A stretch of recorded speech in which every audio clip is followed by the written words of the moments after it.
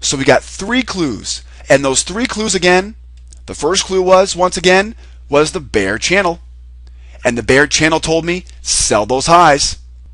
The second clue we found today, another easy one, was the inside day, right?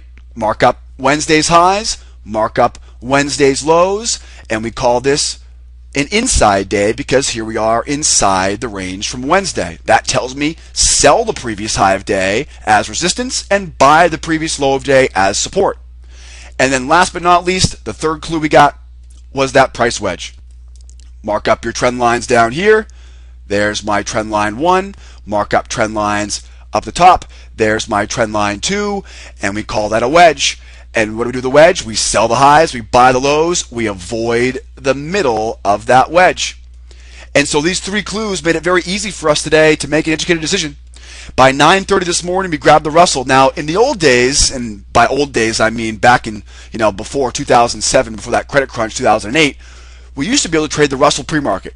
But these days, the volume is a little bit sloppy before 9:30. We used to be able to get some pretty good action between 8 o'clock and 9:30.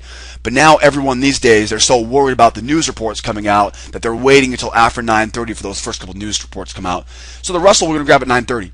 By the time 9:30 rolled around, we had a simple situation where we had a kind of a sideways range had developed.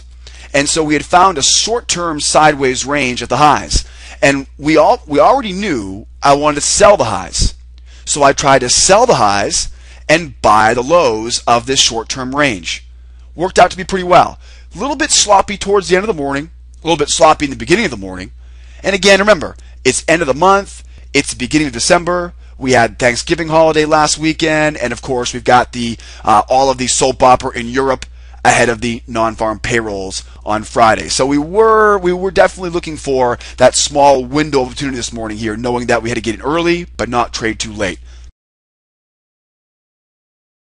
Jobless claims came out above 400,000 for the first time in 4 weeks. So we knew that was going to cause that dollar to keep dropping. Well, of course, after 8:30, we found the Russell now down at its lows. This is the low of day right here. And by 9:30, we still hadn't seen very good personality this morning. Okay, the jobless claims come out, really nothing moving though, besides, again, by the time we found the dollar had finished its big drop and was trading sideways here. Well, when it began to rise up off that sideways range, the Russell fell. When the dollar then came down off the highs of that range, we were ready to buy. We saw the sellers fail. When the sellers fail, guys, at those lows, I'm always going to buy the low of day. This is a classic example of how I tried getting in early on a 4 range chart. And you can see right here, it was the 13 range that really made the best 2-step pattern long here. Now, I missed that 2-step long. I think I was answering questions about why I took the wave short. For some reason, though, I didn't take that 2-step long, and I can't recall why. But bottom line is, I went down to the low of day. Sellers failed. This was a 4 range 2-step pattern long. Again, can't see the pattern on this chart, all right, guys, but grab your 4 range chart. At 9:35, you'll see that 2-step pattern long. We went over all this in real time in the room. We call these trades live in the room too, so everyone can trade right along with me. This one, though, didn't work out as planned. It went up +5, came back down for a -7 to +5, right? Times 2 is 10, -7 times 2 is 14, so of course, -4 ticks.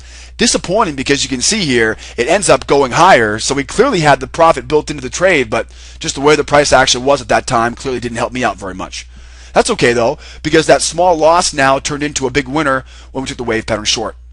Notice quickly though, members, there's a lower low here, right? See that? There's a lower low right here. Those are lower lows. And that lower low, remember, that's going to be a key component to a wave pattern.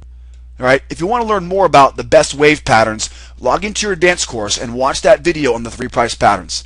So we buy the lows, lost a couple ticks there, not that big of a deal, go into a wave pattern short. I make my +5, my +10, and then scratched out the entry. Really, again, very sloppy here for the first couple hours this morning. Got 20 ticks, so at this point we're up by 16 ticks, $160. We go down, we fail. Now again, not sure why I didn't take this 2-step pattern long. I'm sure I was explaining those last 2 trades. One of the casualties of being an educator, when you moderate a live trade room, you oftentimes miss some trades every once in a while because you're helping other people. So miss the 2-step pattern long. Clearly here want to buy those lows. Now, looking down bottom, momentum was overbought. we were at the highs, so obviously that's some reason to stay away from that long trade. We find ourselves, though, now up at 10 o'clock. We've got 10 o'clock news. Now remember, this is the high. This is the previous high of day. This is that wedge high. This is that channel high, right? We want to sell here. This is a very easy trade to take here. Two-step pattern short. This is a fast track pattern. Gave you guys the exact entry, the exact target, and we knew now we wanted to do whatever we could to hold on to this trade because we knew we were at the top of that channel.